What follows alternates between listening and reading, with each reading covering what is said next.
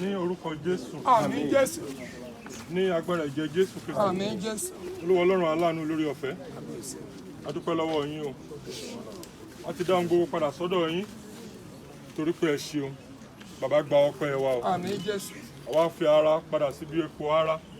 Olé erùpẹ̀ ni wá ó padà di erùpẹ̀. A dá àgọ́ ara yìí padà sípò erùpẹ̀. A sì fa ẹ̀mí náà padà sí ọ̀dọ̀ Olódùmarè. Bàbá máa ṣíwájú fún un. Àmín Jésù. Olúwa máa ṣíwájú fún un. Àmín Jésù. Bí ó ti ń lọ lọ́wọ́ àlàáfíà gbogbo ara tó kù Olúwa ṣààbò di ara náà. Àmín Jésù. Ṣe ọ̀wọ̀ di ara náà. Àmín. Ṣe àlàáfíà fún ara náà. Àmín. Má fi ìdílé sílẹ̀. Má fi ẹgbẹ́ sílẹ̀. Àmín Jésù. Máa wà ní gbogbo alọ́jọ́ gbogbo. Àmín. Ká lè máa dúpẹ́ títí. Àmín. Láṣẹ Jésù Kristi Olúwa àti Olùgbàlà wa. Nígbà tí a fi erùpẹ̀ fún erùpẹ̀. Ní orúkọ Jésù Kristi Olúwa wa, àwa ti fi òkú rẹ̀ fún ilẹ̀, erùpẹ̀ fún erùpẹ̀, eérú fún eérú, èkuru fún èkuru, ní ìdánilójú àti láìṣiyèméjì ìrètí àjíǹde sí ìyè tí kò ní pẹ̀kun nípa Olúwa wa Jésù Kristi, ẹni tí yóò pa ara òṣìwàdà kí o lè rí bí ara òun ti ká lára rẹ̀ tí ó sì lógo gẹ́gẹ́ bí iṣẹ́ agbára nípa èyí tí òun fi lérí ohun gbogbo gbà fún ara rẹ̀.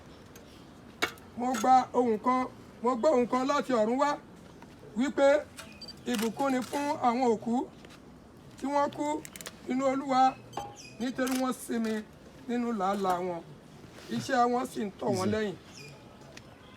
Jésù Olúwa wa, bàbá wa àti Ọlọ́run wa, a sọ pé ẹ ṣeun Olúwa. A ti dá irú padà sí irú, a ti dá yẹ̀pẹ̀ padà sí yẹ̀pẹ̀. Ọmọ rẹ̀ fún ní àṣẹ ti bàbá, ní àṣẹ ti ọmọ, ní àṣẹ ti ẹ̀mí mímọ́, ní àṣẹ Jésù Kristi Olúwa àti Olùgbàlà wa. Lákòókò yìí gbogbo àwọn tí wọ́n gbẹ̀yìn bàbá wa bọ́dà wa ní àṣẹ ti bàbá, ní àṣẹ ti ọmọ, ní àṣẹ ti ẹ̀mí mímọ́. Ẹ̀yin wọn kó máa ní àlàáfíà fún ìdílé yín.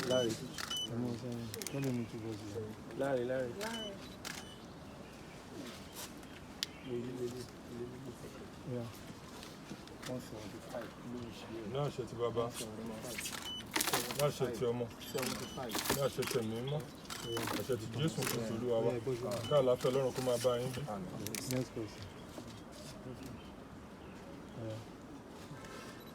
Ní àṣẹ ti bàbá, àṣẹ ti ọmọ, àṣẹ ti ẹ̀mí mímọ́, àṣẹ ti Jésù Kristi Olúwa wa, ká àlàáfíà Ọlọ́run kó máa bá yín gbé. Gbogbo àwọn tí a tún jẹ́ ẹlẹ́yìn fún wọn. Àbúrò ẹ̀gbọ́n ọba ti sáwọn tíátà. Tọ́lá practitioners àwọn wo ló fẹ́ fi fún ẹrú?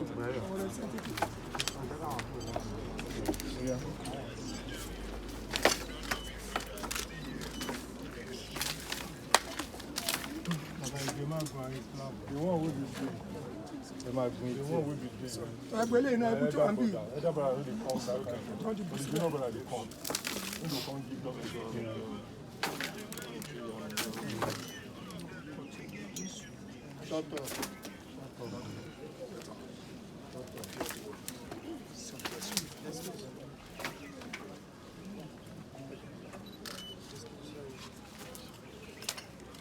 Ẹjọ́ àníjú iṣẹ́ ìṣẹ́jú díẹ̀ lọ. Ẹ má dé sáàárín o. Ẹ má dé sáàárín kìíní yẹn.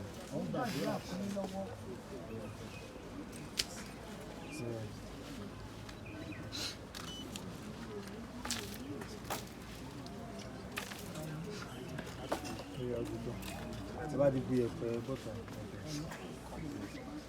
Ọbẹ̀ fún ọ. jẹ́ kó lọ fẹ́ ti bàbá mímọ́ tí ọmọ tí ẹ̀mí mímọ́ kó sọ̀kalẹ̀ kó pa lóhùn ọkàn mọ́ ìgbẹ̀yìn bàbá ìjẹ́ kó dára gbogbo ohun tó fi sílẹ̀ má jẹ́ orí di bàjẹ́ ìjọ ọlọ́run àti gbogbo àwọn ẹgbẹ́ tó wà lórúkọ jésù ohun ìdágìrẹ́ kó ṣe má jẹ́ owó ọbẹ̀ lọ oore ọ̀fẹ́ ìgbàlà látọ̀dọ̀ kristi olùkọ́ fi jẹ́rìí kọ̀ọ̀kan wá ká ká máa lọ́lá ká máa bọ̀ ní ìṣẹ́gun àdúpẹ́pẹ́ ti gbọ́ orúkọ ọmọ yín jésù olúwa wa. One more. hallelujah mẹ́ta sí ọlọ́run. ẹ̀yin bàbá lógo ìjọ ọlọ́run máa lọ sílé òkú láti lọ ṣe àdúrà fún wọn láti mú gbogbo wá sí final ceremony. God bless you all. Máa bọ̀ ọ́ ti ṣe tọ̀.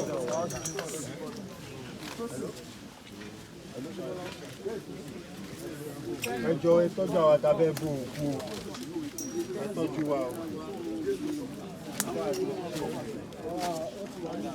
Mo ń pè kó ṣe tọ́ slap ẹ̀gbọ́n ni. Ṣé slap bros wọn ní fílẹ̀ pẹ̀lú ẹ̀kọ́? Wọ́n máa filẹ̀. Ọmọ fílẹ̀ sọ wọn fún Wọ́n máa filẹ̀ tó fẹ́ filẹ̀ nílé. Wọ́n máa filẹ̀ wọ́n máa cement ẹ̀. So finishing ẹ̀ tálà